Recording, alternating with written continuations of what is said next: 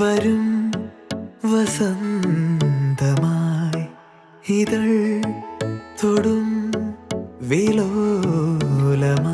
മിഴിയാകെ കനവേകാൻ മനമാകെ കതിരാടാൻ കാണും നേരം മൗനം പോലും ഗാനമായി മാറുവാൻ ചാരേ തൂവൽ വീശും വെൺപ്രാവിൻ മന്ത്രണം കേൾക്കുവാൻ ഒഴുകാനുള്ളിലെ തേന്നതി